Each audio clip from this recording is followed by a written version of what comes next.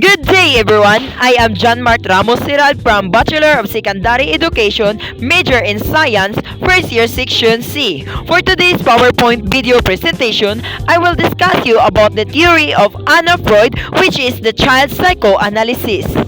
Exploring Anna Freud's child psychoanalysis.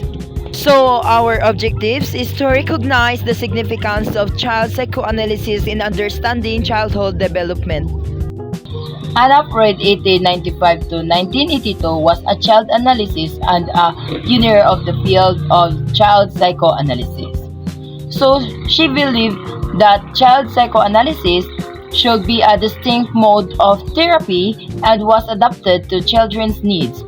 Her work had a significant impact on how we understand childhood and the design of children's services.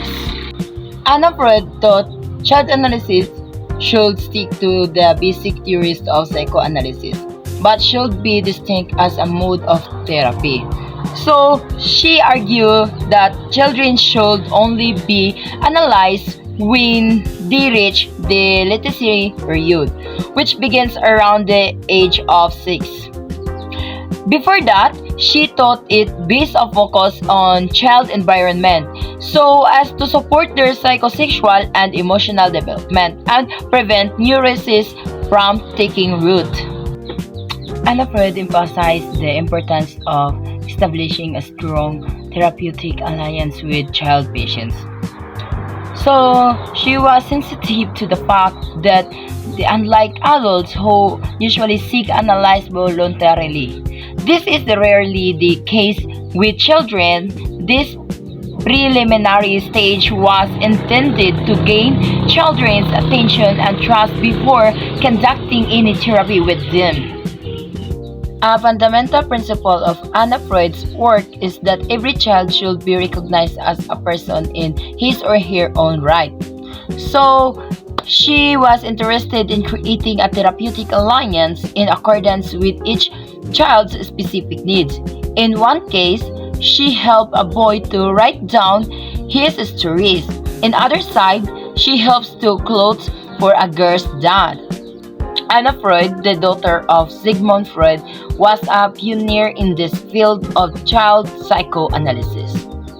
Her work focused on understanding the psychological development of children, particularly through the lens of psychoanalytic theory. The five contributions of child psychoanalysis. Ego psychology and defense mechanism. Anna Freud emphasized the role of the ego in mediating between the demands of the ego and superego.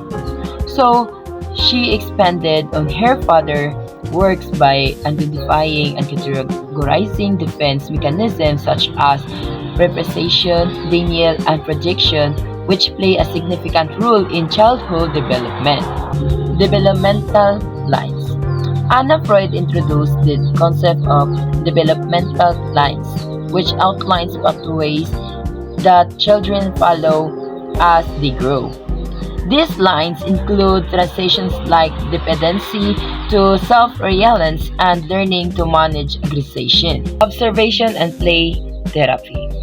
Unlike adult psychoanalysis, Anna Freud adapted her techniques to suit children, using observation and play to gain insight into their unconscious mind. So, she believes that play could serve as a way to children to express conflict and anxieties that they could not verbalize. Impact of trauma and deprivation. During World War II, Anna Freud worked with children who had been separated from their families and exposed to wartime trauma. This led to her studies on the effect of separation, loss, and displacement on children's psychological well-being. Education and psychoanalysis. Anna Freud collaborated with educators to create environments that supported the emotional and intellectual development of children. She emphasized the need of psychoanalysis into education and child care practices. Anna Freud's work laid the foundation for modern child psychology and influenced fields like education, social work, and pediatric psychiatry. She emphasized the importance of understanding each child's unique developmental needs and the role of environment and relationship in shaping their mental health. The four major concepts. Ego development, building self-awareness and self-regulation. The ego is the rational, logical part of the personality, mediating between the id and reality. Superego formation, developing moral principles. The superego represents moral principles guiding behavior and influencing self-esteem. Oedipus complex, resolving unconscious desire. Unconscious desires and conflict arising from childhood attachment to opposite sex parent. Adaptation, coping with environmental pressures. Coping mechanism employed to manage environmental pressures and stressors. The five stages of development. Stage 1, oral stage, 0 to 1 year old, trust and dependency. It focuses on mouth and feeding. The task to develop is establishing trust, attachment, and sensory exploration. Stage 2, anal stage, 1 to 3 years old. Autonomy and control. It focuses on anus and toilet training. The task to develop is mastering toilet training, asserting independency. Stage 3, phallic stage, 3 to 6 years old. Exploration and identity formation. It focuses on genitals and exploration. The task need to develop is exploring gender roles, understanding boundaries. Stage 4, literacy stage, 6 to 12 years old. Socialization and representation. It focuses on socialization and representation. The task need to develop is build social skills, representing intellectual desires. Stage 5, genital stage, 12 years old and above. Adolescence identity formation. Focus on genital maturity and relationships. The task need to develop is forming romantic relationships and consolidating identity. Example, helping children understand unconscious motivations behind their behaviors. So these examples demonstrate Anna Freud's child psychoanalysis theory in practice, highlighting the importance of understanding unconscious motivation and developmental stages.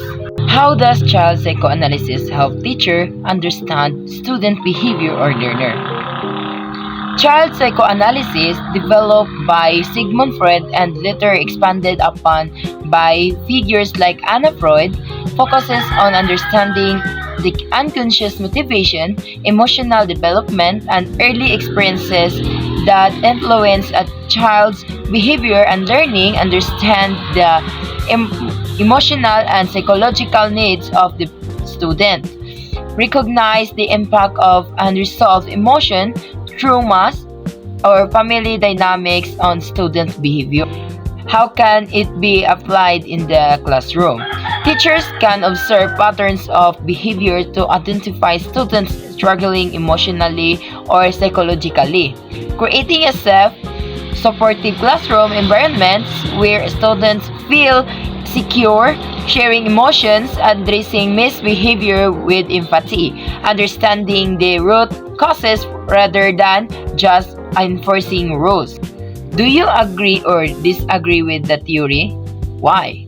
I agree with aspects of child psychoanalysis because it emphasizes the importance of emotional and psychological well-being. In education, it encourages educators to see beyond surface-level behavior and address the underlying causes.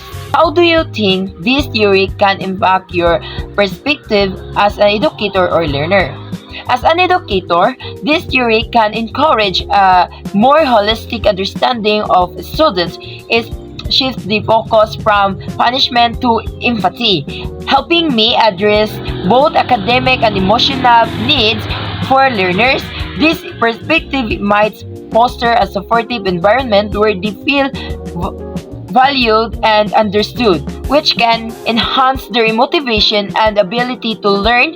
It also reminds educators to be patient and adaptable, understanding that every child's behavior has story behind it. Thank you everyone for listening and watching my PowerPoint video presentation of Professional Education 1 or Prof Ed 1. Once again, thank you and God bless.